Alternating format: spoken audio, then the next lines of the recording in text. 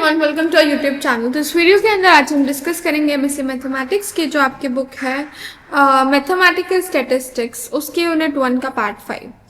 Part 4 तक हमने probability समझी क्या होती है, उसके कुछ थ्योरम्स करे, और आज भी इस वीडियो के अंदर हम एक थ्योरम डिस्कस करेंगे।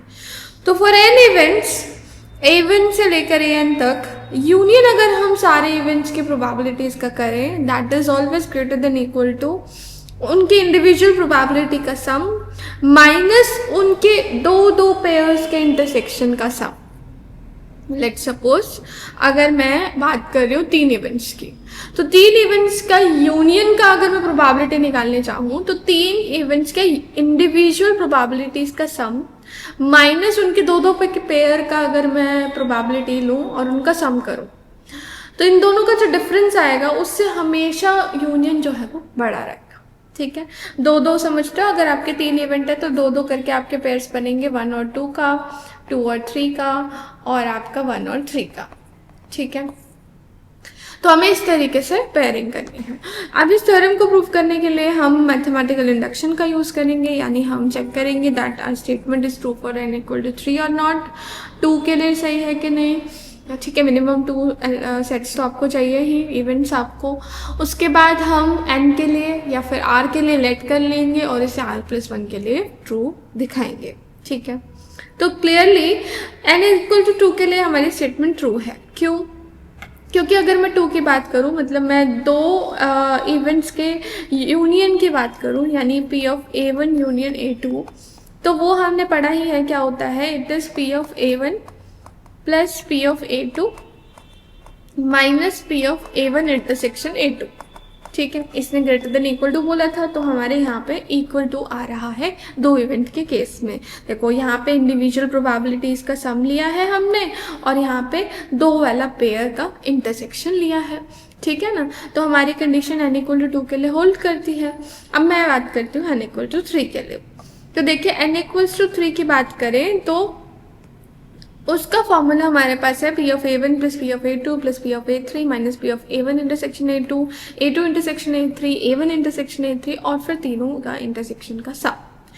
अब अगर मैं इसमें इस लास्ट पार्ट को, जहां पे मैंने तीनों का इंटरसेक्शन लिया, उस पार्ट को हटा दूं, वो प्लस हो रहा था, वो पार्ट हटा दिया, तो जो ये राइट हैंड साइड वाली वैल्यू है वो लेफ्ट हैंड साइड से थोड़ी सी कम हो जाएगी, क्योंकि पहले ये लेफ्ट और राइट दोनों बराबर थे।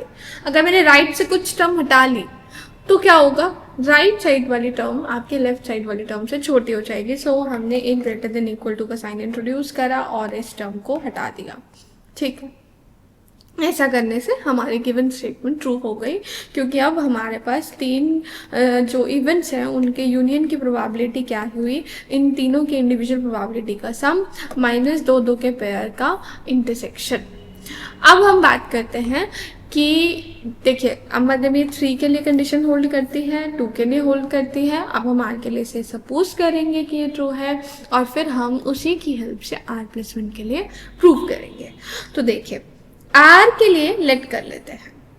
मैंने लेट कर लिया कि R के लिए मेरी स्टेटमेंट ट्रू है, यानी अगर मैं A1 से लेके AR तक के इवेंट्स का यूनियन करूं तो it will always be greater than equal to their individual probabilities का सम और दो के पेयर्स का सम का डिफरेंस। ठीक है, तो अब हम r+1 के लिए प्रूव करेंगे। तो I is going from 1 to r+1, और मुझे सारे इवेंट्स AIs का सम करना है। ठीक है, तो देखिए वो कैसे होगा।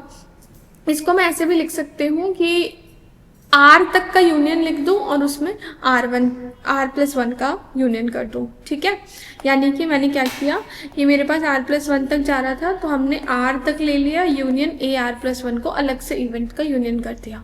अब मैं यहाँ पे ध्यान से देखो तो इसके लिए हमने जो स्टेटमेंट एज्यूम की थी उसको हम यूज़ कर सकते हैं।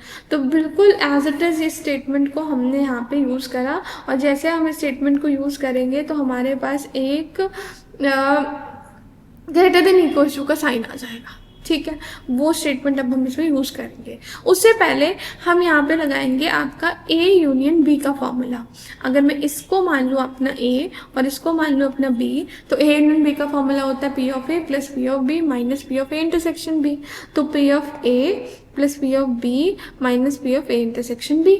यहाँ तक कोई प्रॉब्लम नहीं। अब हम बात करें अगर अपने इसकी, तो इसके लिए हमने अपने स्टेटमेंट को ट्रू माना था कि नहीं।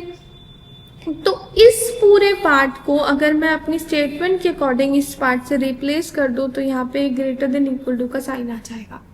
ठीक है, यहाँ तक कोई प्रॉब्लम नहीं।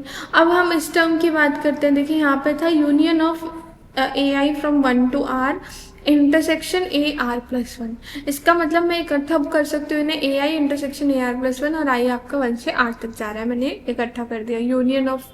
यूनियन कॉमन लेके अंदर इवेंट्स का इंटरसेक्शन कर दिया। ठीक है, अब देखिए यहाँ पर ये वाली जो टर्म है आपकी और आपकी ये वाली टर्म, ये दोनों आपकी अगर मैं एक साथ कर दूं तो मेरा जो आई की वैल्यू है वो 1 से r+1 तक चली जाएगी और ये बिल्कुल एक साथ हो जाएंगे। हम समेशन इकट्ठा कर सकते हैं। आगे की बात करें, यानी इसकी बात करें तो ये मेरा एज इट इज़ चल रहा है और इसकी बात करें तो ये भी मेरा एज इट इज़ चल रहा है। ठीक, इसको हमने इक्वेशन 1 में मान लिया। अब हम याद करते हैं बुलिश इनइक्वालिटी, जो कि हमने पिछले वीडियो में प्रूव की थी। उसमें हमने इंटरसेक्शन के ऊपर काम किया था। तो बुलिश इनइक्वालिटी कहती है कि अगर आप ए आई और ए r+1 का इंटरसेक्शन करके यूनियन का प्रोबेबिलिटी निकालते हैं, ठीक है, इन दोनों के इंटरसेक्शन की प्रोबेबिलिटी निकालते हैं, तो it is always less than equal to the sum of their probabilities. इन सबके सम के लेस होते हैं। तो यानी कि आप यूनियन को समेशन में कन्वर्ट कर सकते हैं। तो यहाँ पे हम इस वाले पार्ट में, ये जो थर्ड वाला हमारा पार्ट है, इसमें हम इस बुलियन इनइक्वालिटी को यूज़ करेंगे और इसको हम समेशन में कन्वर्ट कर देंगे और ग्रेटर देन इक्वल टू का साइन आ जाएगा। ठीक है, अब हमने जैसे ही समेशन में कन्वर्ट किया तो ये दोनों समेशन कंबाइन हो सकते हैं। इन दोनों समेशन को कंबाइन कर देंगे तो हमारे पास r+1 के लिए भी हमारा रिजल्ट ट्रू हो जाएगा। और अगर आपका रिजल्ट 1 के लिए, r के लिए आपने लेट किया और r+1 के लिए प्रूव किया, तो ये आपका result by PMI, that is principle of mathematical induction, आपका हर एक नेचुरल नंबर के लिए रिजल्ट होल्ड करेगा। क्लियर? कोई डाउट? तो मैथमेटिकल इंडक्शन ये कहता है कि 1 के लिए, 2 के लिए, 3 के लिए आप अपनी स्टेटमेंट्स को देखो रूट सही है कि नहीं, फिर r के लिए लेट कर लो, फिर r+1 के लिए प्रूव कर दो उसकी हेल्प से। क्लियर? तो इस वीडियो में इतना ही। अगले वीडियो में हम पढ़ेंगे आगे की थ्योरम्स, आगे के क्वेश्चंस। और अगर आपको वीडियो अच्छी लगती है, हेल्पफुल लगती है, तो प्लीज़ सब्सक्राइब जरूर कीजिएगा चैनल को and also press the bell icon to get instant notifications of all our videos. मिलेंगे नेक्स्ट वीडियो में, तब तक के लिए बाय बाय, टेक केयर।